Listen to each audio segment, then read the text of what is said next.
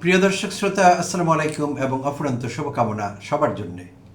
আমাদের এই ত্রয়োদশ জাতীয় সংসদ বিভিন্ন কারণে একটি বিশেষ সংসদ। এর মধ্যে একটি অন্যতম কারণ হলো এই সংসদে যেমনি আছেন জেনারেশন জি বা জেনজি সম্প্রদায়ভুক্ত সদস্যরা, তেমনি আছেন প্রবীণ সংসদ সদস্যরা, যাদের ৩-৪-৫ বার সংসদে যাবার অভিজ্ঞতা আছে। আর একেবারেই নতুন হান্নান মাসুদ, হাসনাত আবদুল্লাহ, নাহিদ ইসলামের মতো তরুণেরাও আছেন। তো এইটি আসলে একদিক থেকে দেখতে গেলে এই সংসদকে বিশেষভাবে তাৎপর্যপূর্ণ করেছে, মহিমান্বিত করেছে। নবীন এবং প্রবীণের কম্বিনেশনে একটি শক্তিশালী জাতীয় সংসদ গড়ে উঠেছে আসলে। তো কতটা শক্তিশালী থাকবে এই সংসদটি, এটি নির্ভর করবে সদস্যদের আচরণের উপর। তো ইতিমধ্যে তার কিছু ইতিবাচক এবং নেতিবাচক প্রতিফলন আমরা দেখছি। তো প্রিয় দর্শক শ্রোতা, সম্প্রতি দেখা গিয়েছে বিশেষভাবে বয়সে তরুণ যেসব সংসদ সদস্যরা প্রথমবার সংসদে গেলেন, ত্রয়োদশ জাতীয় সংসদে, তাদের আচরণবিধিতে অনেক সময় ভুল ত্রুটি হয়ে যাচ্ছে, অনিচ্ছাকৃত এবং অনভিজ্ঞতা প্রসূত মনে করছি। ইচ্ছে করে জাতীয় সংসদের মতো জায়গায় কেউ অসংসদীয় আচরণ করবেন এটি আমি বিশ্বাস করি না। ভুল ত্রুটি হয়ে যাচ্ছে তাদের থেকে, বিশেষভাবে তরুণদের কথা বলছি। তো সংসদীয় টার্মে এটিকে বলা হয় রুলস অফ প্রসিজার বা কার্যপ্রণালী বিধি সংসদের। আবার আচরণ বিধিও বলা যেতে পারে কোড অফ কন্ডাক্ট, ব্যক্তিগত আচরণ কেমন হবে সদস্যদের। সো দুটো বিষয়, এবং দুটো কিন্তু আলাদা, একই না। কোড অফ কন্ডাক্ট আরেকটি হলো রুলস অফ প্রসিজার। তো এই বিষয়গুলো সম্পর্কে নবীনরা অত বেশি ওয়াকিবহাল নন, তাই তাদের এই ভুল ত্রুটি হয়ে যাচ্ছে কম বেশি। আর হয়ে গেলে তাদেরকে সংশোধনের চেষ্টাও করা হচ্ছে।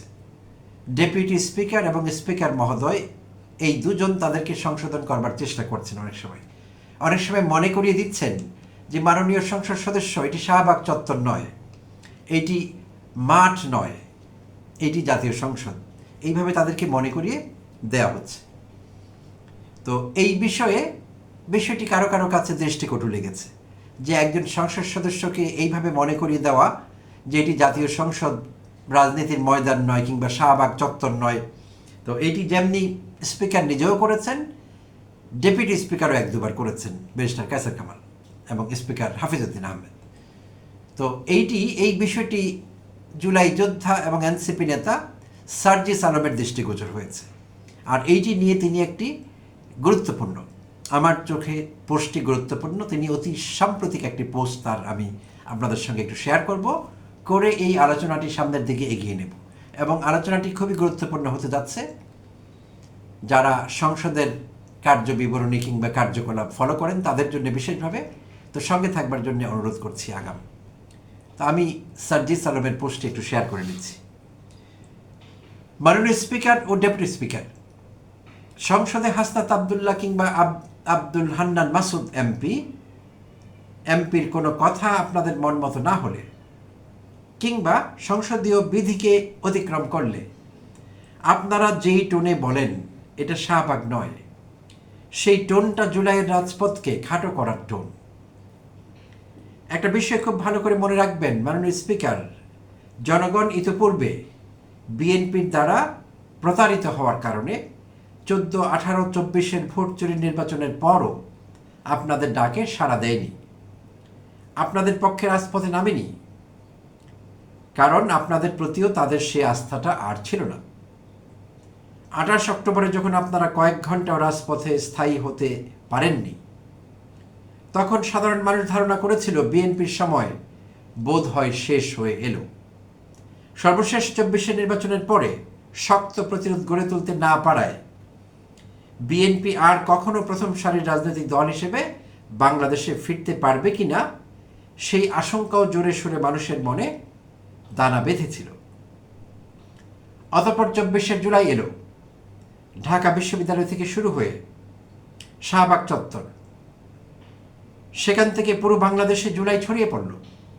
জুলাইয়ের ওই রাজপথই আজকে আপনাদেরকে সুযোগ করে দিয়েছে রাজনৈতিক দল হিসেবে প্রত্যাবর্তনের। এমপি, মন্ত্রী কিংবা প্রধানমন্ত্রী পদে আসীন হওয়ার, স্বদেশ প্রত্যাবর্তনের, এমনকি আপনাদের স্পিকার, ডেপুটি স্পিকার হওয়ার,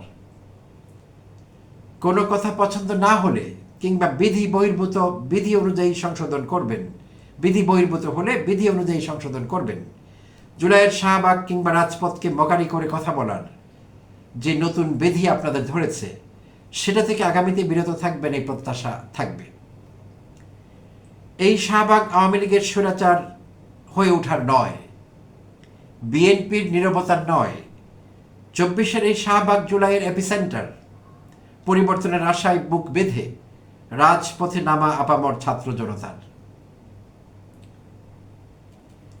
প্রিয় দর্শক শ্রোতা, অত্যন্ত সুলিখিত, খুব কেয়ারফুলি শব্দচয়ন হয়েছে, গুরুত্বপূর্ণ কথাগুলো উঠে এসেছে এবং প্রতিটি কথা নিরেট সত্যি কথা, অকাট্য, তাই মনে হচ্ছে আমার কাছে। তো যেটি বলছিলাম, নবীন এবং প্রবীণ, তো প্রবীণ যারা আদু এবং দাদু ভাই আছেন জাতীয় সংসদে, সেটি তো ভালো, আপনাদের অভিজ্ঞতা, আপনাদের এক্সপার্টিজ, আপনাদের দক্ষতা সংসদকে বিশেষ শক্তি দেবে এবং সঙ্গে তরুণদের সাহসিকতা, সব কিছু মিলিয়ে একটি অসাধারণ জাতীয় সংসদ এবং জাতীয় সংসদের পারফরমেন্স আমরা আশা করতে পারি। তো আপনারা এই অভিজ্ঞতার কারণে যদি মনে করেন যে এই ছোকরারা কিছুই জানে না, আমাদের হাঁটুর বয়সী, তারা এখানে ভুল করে ওখানে ভুল করে, রুলস অফ প্রসিজার বুঝে না, সো আপনাদের বিরক্তি আসে প্রায়শই, আচরণে বোঝা যায়, বক্তব্যেও বোঝা যায়। তো বিরক্তি আসলে হবে না, কারণ এই যে আপনি আরেকবার জীবদ্দশায় সংসদে যাবার সুযোগ পেয়েছেন, প্রবীণ আদু এবং দাদু ভাইদের বলছি, সংসদ সদস্য মাননীয়, আপনি হয়তো জীবনে আরেকবার শেষ সুযোগ পেয়েছেন। যেমন মির্জা ফখরুল ইসলাম আলমগীর নির্বাচনের আগে বলছিলেন তার এলাকায় যে এটি আমার জীবনের শেষ নির্বাচন, আমাকে আরেকবার আপনারা সুযোগ দিন। হ্যাঁ, প্রিয় মির্জা ফখরুল ইসলাম আলমগীর, এই সুযোগ আপনার এলাকার লোকেরা আপনাকে দিয়েছে। কেন দিয়েছে? কারণ আপনার এলাকার লোকেরা সুযোগটি পেয়েছে আপনাকে সুযোগ দেবার, আর সেই সুযোগ কে এনে দিয়েছে? সার্জিস আলমেরা, হাসনাত আবদুল্লারা, হান্নান মাসুদেরা, অর্থাৎ এই নবীনেরা, যাদেরকে নিয়ে আপনারা মকারি করেন, হাসি ঠাট্টা করেন, তাদের অনভিজ্ঞতাকে আপনারা অযোগ্যতা মনে করেন, তো তারা তো তাই সার্জিস আলমের প্রতিটি কথা গুরুত্বপূর্ণ। আমি আশা করব ভবিষ্যতে আপনারা এই নবীনদের সঙ্গে যখন ডিল করবেন, একটু কেয়ারফুলি ডিল করবেন, রেসপেক্টফুলি ট্রিট করবেন তাদেরকে। এটি মনে করবার কোনো কারণ নেই, এটি বাংলাদেশের একটি ব্যাধি, একটি ব্যামো।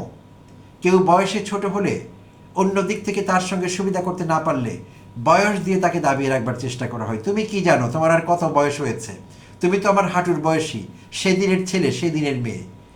বিষয়টি এরকম না, আন্তর্জাতিকভাবে বিষয়টিকে সেভাবে দেখা হয় না। একটি ফরাসি প্রবাদ আপনাদের সঙ্গে শেয়ার করবার লোভ সামলাতে পারছি না প্রিয় দর্শক শ্রোতা। সেই প্রবাদটি হলো, চুল পাকা বার্ধক্যের লক্ষণ, বিজ্ঞতার নয়। কারো চুল পাকছে মানে যদি একটি নির্দিষ্ট বয়সের পরে চুল পাকে, কারো কারো কোনো বিশেষ সমস্যার কারণে 20, 22, 25, 30 বয়সেও চুল পাকতে পারে, এটি স্বাভাবিক না। বাট মেচিউর মানুষের কথা বলছি, তো বয়স পরিপক্ক হওয়ার পর চুল পাকা বার্ধক্যের লক্ষণ, বিজ্ঞতার নয়। তো চুল পাকা যদি বিজ্ঞতার লক্ষণ হতো, তাহলে এই দেশের সবচেয়ে বুড়ো মানুষটিকে খুঁজে ধরে এনে প্রধানমন্ত্রী বানানো হতো, হয়নি কিন্তু। কিংবা স্পিকার, ডেপুটি স্পিকার বানানো হতো। আরও অনেক বয়স্ক লোক এই দেশে আছেন, তাদেরকে এনে স্পিকার, ডেপুটি স্পিকার বানানো হয়নি। কিংবা মির্জা ফখরুল ইসলাম আলমগীরের চাইতে বয়স্ক লোক এই দেশে আছেন, তাকে বিএনপির মহাসচিব বানানো হয়নি শুধু বয়সের কারণে। সো সেইটি দিয়ে বিচার করা কাউকে খুবই আনজাস্ট একটি কাজ হবে, ঠিক হবে না। যাই হোক, তো এই বিষয়টি শ্রদ্ধেয় স্পিকার এবং ডেপুটি স্পিকার ভবিষ্যতে মনে রাখবেন। সংসদ সদস্যরা নবীনদের সঙ্গে ডিল করার সময় কেয়ারফুলি এবং রেসপেক্টফুলি ডিল করবেন, এই প্রত্যাশা আপনাদের কাছে থাকলো। আর আরেকটি বিষয় দেখা গিয়েছে, স্মার্টনেস একটি ফ্যাক্টর হয়ে দাঁড়িয়েছে জাতীয় সংসদে। কোনো সংসদ সদস্য নিজেদেরকে ওভার স্মার্ট ভাবতে শুরু করেছেন। তো আমি থাম্বনেইলে দুটো শব্দ ব্যবহার করেছি, আনস্মার্টনেস এবং ওভার স্মার্টনেস। আসলে এই শব্দ দুটো একটি ডিসক্লেইমার, স্ট্যান্ডার্ড ইংলিশ না। আপনি অক্সফোর্ড ক্যামব্রিজ ডিকশনারিতে নাও পেতে পারেন এই শব্দগুলো, এগুলো সাউথ এশিয়ান ইংলিশ, বাট প্রচলিত আছে। এগুলোর যে ইংরেজি সিনোনিম হয় প্রকৃত ইংলিশ, সেগুলো একটু অপ্রচলিত, তাই আমি ব্যবহার করিনি। যেমন ওভার স্মার্টনেসের সিনোনিম হতে পারতো প্রিটেনশাসনেস, কিংবা স্মাগনেস, কিংবা ককিনেস। তো এগুলো আমাদের দেশে খুব বেশি ব্যবহৃত হয় না। বাট এগুলো বললে আমরা বুঝি ওভার স্মার্টনেস, কেউ নিজেকে প্রয়োজনের অতিরিক্ত স্মার্ট শো করছে। আবার আনস্মার্ট বললেও আমরা বুঝি যে কেউ স্মার্ট না পর্যাপ্ত। তো সেখান থেকে আমি একটি সাফিক যোগ করে আনস্মার্টনেস বলেছি, এটিও প্রচলিত আছে, বাট এটিও ইংলিশ ডিকশনারি খুব ভালো ইংলিশ মনে করে না, সাবস্ট্যান্ডার্ড, বোঝার সুবিধার জন্য আমি শব্দগুলো ব্যবহার করেছি। তো আনস্মার্টনেসকে তারা অন্যভাবে বলে, ইমপ্রুডেন্স বলে, ফুলিশনেস বলে, নেইভিটি বলে, তো এগুলো আমরা খুব বেশি ব্যবহার করি না। যাই হোক, তো আমরা নিশ্চয়ই বুঝতে পেরেছি ওভার স্মার্টনেস অ্যান্ড আনস্মার্টনেস। তো কিছু কিছু সংসদ সদস্য অপ্রয়োজনীয়ভাবে নিজেদের ওপর স্মার্ট প্রমাণ করবার চেষ্টা করছে। তারা সংসদে বলেও ফেলেছেন, আমার নাম দিতে কোনো সমস্যা নেই, আন্দালিব রহমান পার্থ ব্যারিস্টার সম্প্রতি বলেছেন, মমতাজের সঙ্গে তুলনা করেছেন এই সংসদের কিছু সংসদ সদস্যকে, যেটি অশোভন, অমার্জনীয়, অগ্রহণযোগ্য ছিল। নিজেকে ওভার স্মার্ট প্রমাণ করতে গিয়ে অন্যদের তিনি আন্ডার এস্টিমেট করেছেন, মোটেই ঠিক হয়নি সেটি। অনেকেই অনেকভাবে এমন চেষ্টা করছেন, তো এই চেষ্টাগুলো না করাই ভালো আমি বলবো। তো এখানে আর অনেকে প্রয়োজনের বাইরে অপ্রয়োজনীয়ভাবে ইংরেজি ঝাড়ছেন সংসদে। আমি জানি না তারা জানেন কিনা, তারা বাংলাদেশের সংসদে বসে কথা বলছেন। সংসদ সদস্যদের বেশিরভাগ বাংলাদেশি, বাংলাভাষী, এবং তাদের অনেকেই ইংরেজি জানেন না, অনেকেই জানেন না, MA পাশও হতে পারেন, MA এমনকি, বাট ইংরেজি ভালো জানেন না। এটি আমাদের দেশের বাস্তবতা। তাই এই সংসদে লাগাতার ইংরেজিতে বক্তৃতা দেয়া, অনর্গল ইংরেজিতে, এটি শো অফ করা, আর কিছুই না। আর আপনার উদ্দেশ্য সফল হবে না তাতে। আর এরকম হুটহাট ইংলিশ বলতে গিয়ে, নিজের স্মার্টনেস প্রমাণ করতে গিয়ে অনেকেই ব্যাকরণগতভাবে ভুল, ফল্টি সেন্টেন্স ব্যবহার করছেন, গ্রামাটিক্যাল স্ট্রাকচার মিলছে না, যা ইংরেজি শব্দ ব্যবহার করছেন মিসপ্রোনাউন্স করছেন, অনেক ঝামেলা আছে ইংলিশে। তো সেগুলো না ফুটানোই ভালো, বাংলায় বক্তৃতা দিলেই ঠিক আছে সেটি। তো হুটহাট ইংরেজি বলে বাকি যারা বলছেন না তাদেরকে ছোট করবার একটি প্রবণতা লক্ষ্য করা যাচ্ছে। তো বিশেষভাবে সংসদ সদস্য হান্নান মাসুদের কথা যদি বলি, গতকালকেরই হান্নান মাসুদের বক্তব্য নিয়ে ঝামেলা হলো। তো হান্নান মাসুদ কোনো মিথ্যে কথা বলেননি সংসদে। তিনি বলেছিলেন প্রধানমন্ত্রী অসত্য তথ্য দিয়েছেন কিংবা অসত্য কথা বলেছেন। এইটি দুনিয়া ভর, সারা দুনিয়ায় সংসদে এমন বক্তব্য দেওয়া হয়, সেটি দোষের কিছু না। তো কেউ কেউ অতি ওভারলি প্রোটেক্টিভ হয়ে প্রধানমন্ত্রী জনাব তারেক রহমানকে, সংসদ নেতাকে প্রোটেক্ট করবার চেষ্টা করলেন শিল্ড হয়ে, তারা বরং হাস্যকর কাজ করেছেন। এইটি আলোচনায় না আনলেই ভালো হতো।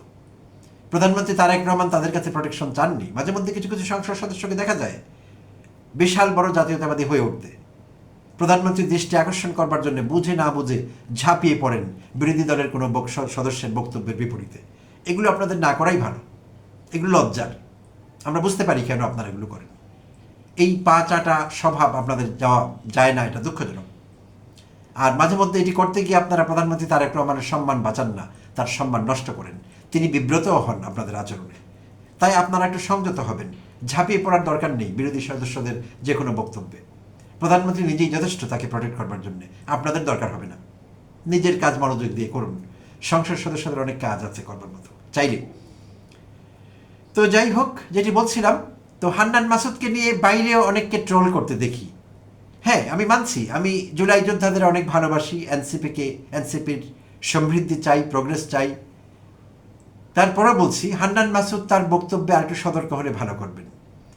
তার শব্দ চয়নে কিংবা সব বাংলা শব্দের উচ্চারণ বিভ্রাট ঘটে মাঝে মধ্যে, ধ্বনি কিছু তিনি উচ্চারণ করতে পারেন না, এটি হয়তো তার একটি আঞ্চলিক সমস্যা। তো বাইরে অনেকে তাকে নিয়ে ট্রল করছেন, সামাজিক যোগাযোগ মাধ্যমে ট্রল করতে দেখা যায়। তো এই বিষয়গুলো নিয়ে ট্রল না করাই ভালো। বাট আমার একটি ফ্রেন্ডলি টিপ থাকবে হান্নান মাসুদের প্রতি এবং তার কাছের মানুষদের প্রতি। এই বিষয়টি একটু নজরে নেওয়া যেতে পারে, বিশেষভাবে তার চয়ের উচ্চারণ। তিনি যখন বলেন চ, জ, এগুলো অনেক কিছু ঝামেলা আছে। জেনজিরা ৭২-এর সংবিধান চায় না, এটি নিয়ে লোকেরা ট্রল করছে। তো চায়নাকে যদি আমাদের প্রিয় হান্নান মাসুদ চায় না বলতে পারেন, তাহলে ঝামেলা মিটে যাবে। যারা তাকে নিয়ে ট্রোল করছেন, সুযোগ নিচ্ছেন, তারা সেটি করতে পারবেন না। তো হান্নান মাসুদ রাস্তা থেকে উঠে আসা মানুষ না, তিনি ঢাকা বিশ্ববিদ্যালয়ে পড়াশোনা করছেন।